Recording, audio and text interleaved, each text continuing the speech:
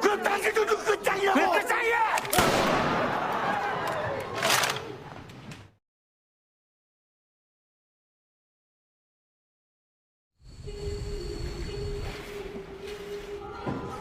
Episode 2 di film Squid Games ini dimulai dengan para staf dari permainan itu yang sedang merapikan banyaknya peti. Salah satu peti di sana terbuka sedikit dan terlihat suara seorang wanita yang merogoh sisi dari peti itu. Lalu, staf bertopeng itu pun menutupnya dengan rapat dengan palu sehingga peti itu pun tertutup rapi. Dan film Squid Silence episode 2 pun dimulai.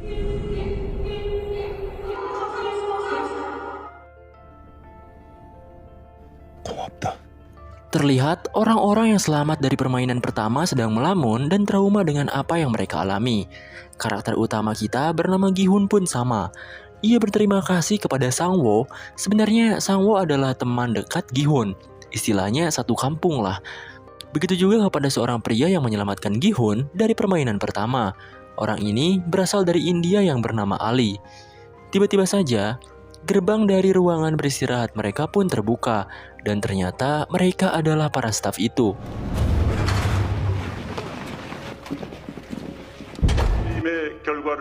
Staf itu pun mengumumkan sisa pemain yang masih hidup. Dari 456 menyisakan 201 pemain saja. Dan dari permainan pertama, telah tereliminasi sebanyak 255 pemain. Dan hal itu membuat panik para pemain yang masih hidup. Ada seorang wanita yang menangis dan memohon agar tidak melanjutkan permainannya. Ia berjanji akan melunasi hutang-hutangnya itu. Selain itu, ia juga memiliki anak yang harus ia asuh. 돈 꼭 갚을게. 애가 있거든. 출생식. Begitu juga dengan pemain wanita yang lainnya, yang memohon agar diizinkan untuk tidak mengikuti permainannya lagi. Akhirnya, pemain lain pun ikut-ikutan untuk memohon dan bersujud agar mereka dibiarkan untuk pulang saja. 애들 놀이를 시켜놓고 사고를 찌르신 건 아니잖아요. 여기서 탈락했을 뿐입니다. Para staf menjelaskan bahwa mereka bukanlah penagih hutang dari para pemain. Para pemain sendirilah yang memutuskan untuk datang, menyepakati perjanjian, dan bermain permainan di sini. Bahkan pihak staf sendiri tidak memaksa para pemain sebelumnya. Tapi lagi-lagi, karena trauma yang dialami mereka dari permainan pertama membuat mereka lebih memohon untuk tidak melanjutkan permainannya. Bahkan saking gak mau main lagi permainan itu, para peserta bilang kalau mereka tak dibebaskan. Mereka akan dicap hilang oleh kepolisian, dan polisi akan melacak tempat ini nantinya. Saat itu juga, para staf langsung menembakkan pistol peringatan, yang membuat para peserta panik seketika. 핸드폰 위치 추적이라도 해! 참가자 과반수가 Sang-woo pun memberanikan diri untuk buka mulut, bahwasannya dalam pasal 3 dari surat perjanjian, yaitu bila mayoritas setuju, permainan boleh dihentikan, dan staf tersebut membenarkan hal itu. Sang-woo pun meminta para peserta untuk mengambil suara, dan jika mayoritas memilih untuk berhenti, maka permainan akan dihentikan. 그만두고 싶은 사람이 더 많으면 중단 여부를 Staf itu pun mewujudkan apa yang mereka inginkan. Para peserta merasa sedikit lega layaknya ada secerca harapan kehidupan. Tapi sebelum itu, staf tersebut mengeluarkan hadiah dari permainan pertama ke dalam sebuah wadah yang turun dari atas dengan indah.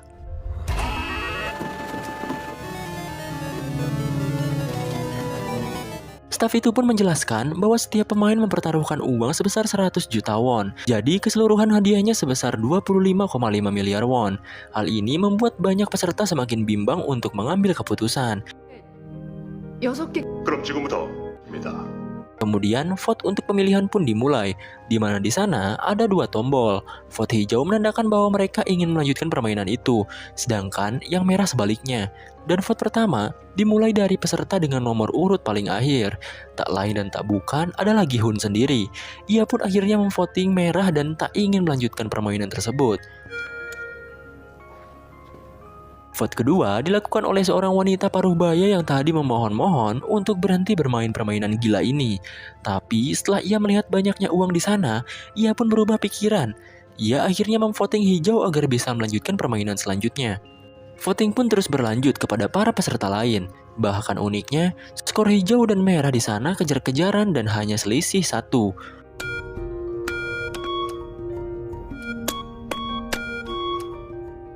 Saat Sang-woo mulai memilih, ia pun dengan pede memilih untuk melanjutkan permainan. Hal ini membuktikan bahwa Sangwoo benar-benar butuh uang. Para peserta pun malah berdebat satu sama lain.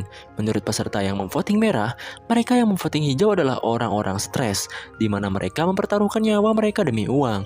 Bahkan parahnya lagi, mereka tak memikirkan rekannya yang lain jika tereliminasi. Sedangkan di pihak hijau, mereka berpendapat bahwa walaupun mereka bisa bebas, mereka akan tetap hidup susah, dikejar-kejar rentenir, dan penuh dengan kesengsaraan. Makanya dari itu, mereka lebih memilih untuk melanjutkan permainannya. 너 혼자 죽어 이 새끼야. 다 집에 가야죠. 난 나가서 개처럼 살다 죽으려면 너 혼자 죽어. Staff pun bilang, apapun hasilnya dari voting ini adalah kesepakatan dari berdemokrasi. Voting pun terus berlanjut, di mana skor setiap voting benar-benar imbang dengan skor setiap pihak adalah 99. Orang terakhir pun dengan nomor urut 1 menjadi penentu hasil voting mereka, dan dia adalah kakek-kakek tua pengidap tumor otak itu. Ia pun mulai untuk memvoting. 들어주시면 됩니다. Pada awalnya, ia bingung untuk memilih hijau atau merah, dan hal ini membuat peserta lain gemeteran. Akhirnya, si kakek itu pun memilih untuk memvoting merah, dan mereka pun tampak bahagia karena tak melanjutkan permainan gila ini. Beberapa peserta yang tak setuju permainan dihentikan kecewa, tapi staf itu bilang bahwa mereka masih memiliki kesempatan di lain waktu. Singkatnya, para peserta pun diturunkan di tempat sepi. Begitupun juga dengan Gi-hun yang kebetulan diturunkan bebarengan dengan Sae-byok. Mereka berdua diikat dan matanya ditutup. Alhasil, mereka pun bekerja sama untuk membuka ikatan itu. Setelah Gi-hun berhasil membuka ikatan Sae-byok, Sae-byok malah meninggalkan Gi-hun.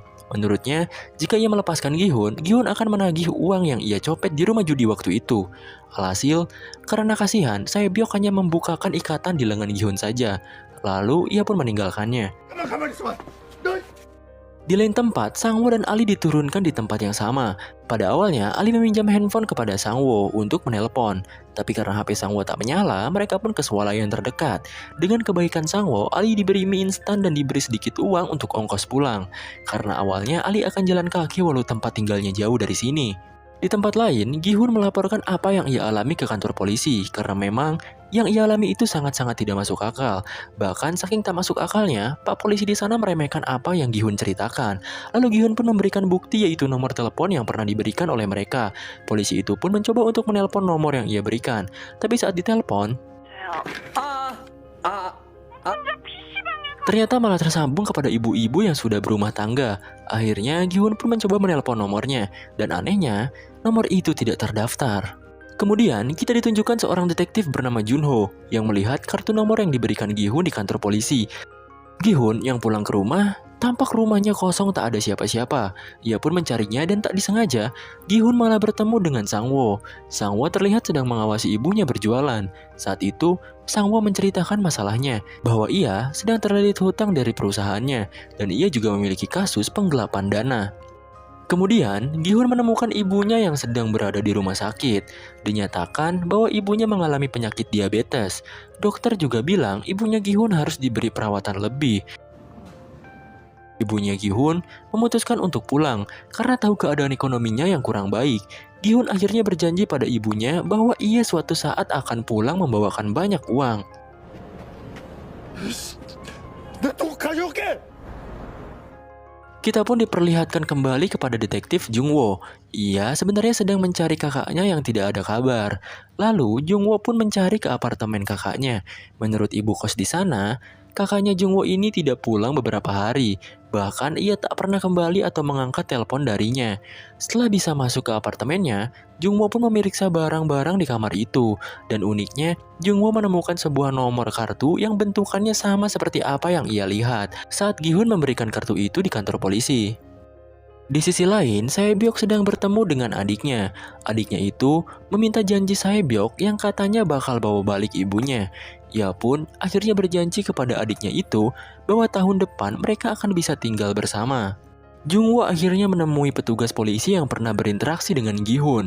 Ia akhirnya meminta alamat Gi-hun. Di sisi lain juga, Ali sedang mengunjungi pabrik tempat kerjanya. Ia langsung menemui atasannya dan menagih upah yang harusnya ia bayar selama bekerja di sana. Atasannya itu bilang bahwa dirinya juga tidak punya uang karena bisnisnya ini belum ada pemasukan. Bahkan katanya para pekerja lain pun sama belum dibeli upah.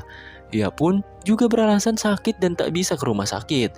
Tapi terlihat ada banyak uang yang tergeletak di meja si atasan ini. Ia pun mengambilnya dan memasukkan ke dalam sakunya sambil pergi beralasan ada urusan.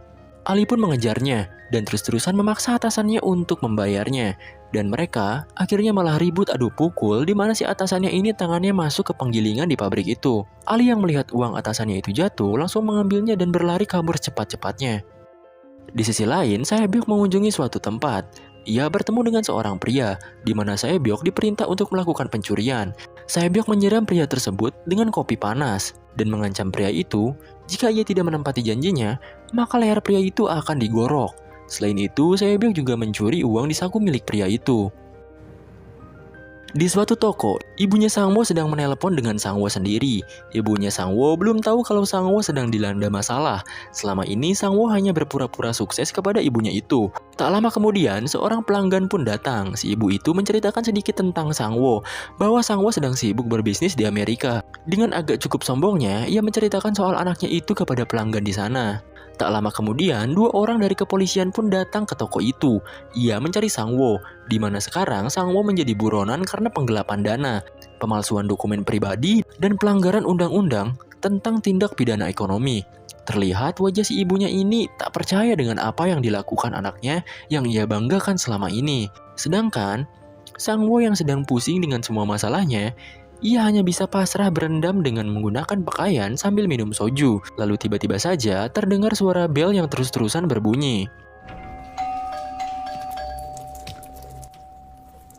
Saat Sang-woo sampai di depan pintunya, ia mendapatkan sebuah kartu yang pernah diberikan kepadanya saat join permainan gila kemarin. Kartu itu bertuliskan tanggal, waktu, dan tempat. Jika Sang-woo ingin join lagi ke permainan, bisa gas pada waktu tersebut.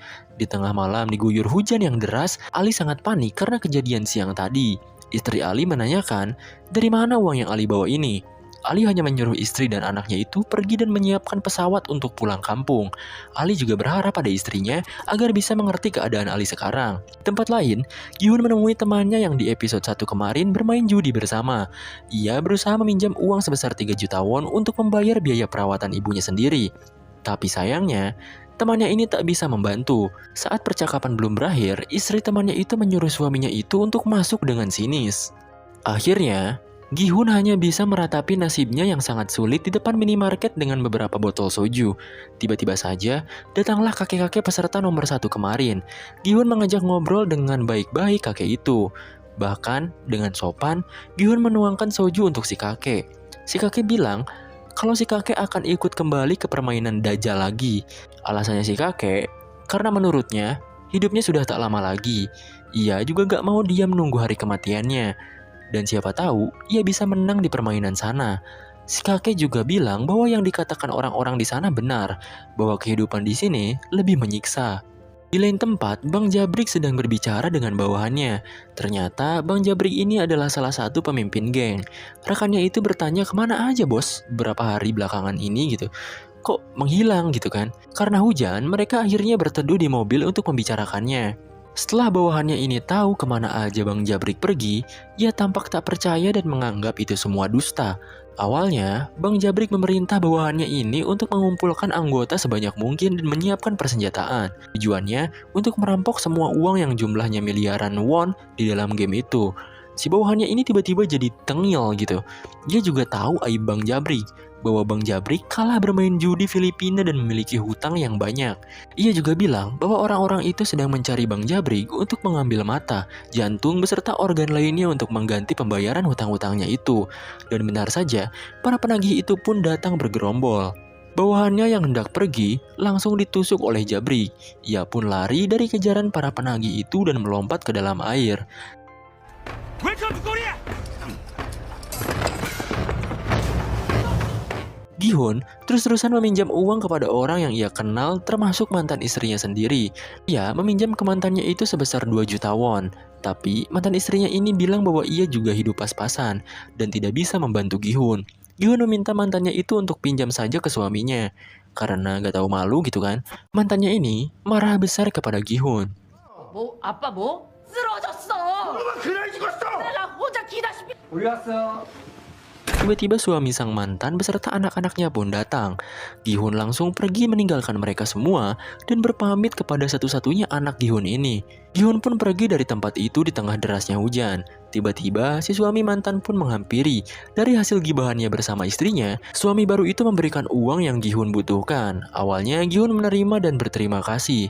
Tapi ia memberinya dengan ikhlas tanpa harus dibayar. Asalkan Gi-hun tak boleh mengganggu atau bertemu dengan anak dan mantan istrinya lagi. 자꾸 이런 식으로 불쑥 나타나지. 우리만 다 되는 줄 알아. Pun langsung memukulnya saat ia sedang berbicara. Ia pun melemparkan semua uang itu kepada si suami mantan. Tak disangka-sangka, ternyata sedari tadi Gi-yong atau anaknya si Gi-hun melihatnya. Terlihat raut wajah yang sangat sedih dari Gi-yong karena keluarganya mengalami broken home. Detektif yang mencari kakaknya yang hilang itu pun mengunjungi Gi-hun. Ia bertemu saat si Gi-hun itu moodnya nggak baik. Jung-woo bertanya soal kartu dan laporan yang Gi-hun berikan pada petugas polisi. Ia datang kemari ingin tahu seluk-beluk apa saja dari semua ini. Karena kakak dari Jung-woo masih belum ditemukan dan ia menemukan kartu nama yang sama dengan yang dimiliki oleh Gi-hun.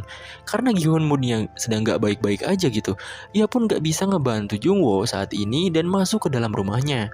Saat Gi-hun hendak membuka pintu rumahnya, ia pun mendapatkan kartu permainan itu lagi dan alhasil, Gi-hun akhirnya memutuskan untuk ikut kembali permainan itu dan menunggu jemputan dari staf yang akan datang.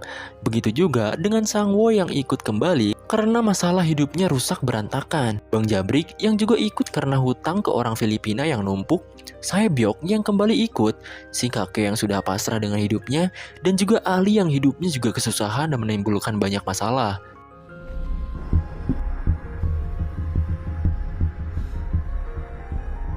Akhirnya, mereka pun masuk ke dalam mobil yang menjemput mereka. Seperti biasa, mereka diberi gas agar tertidur paksa, terkecuali Sae-byok.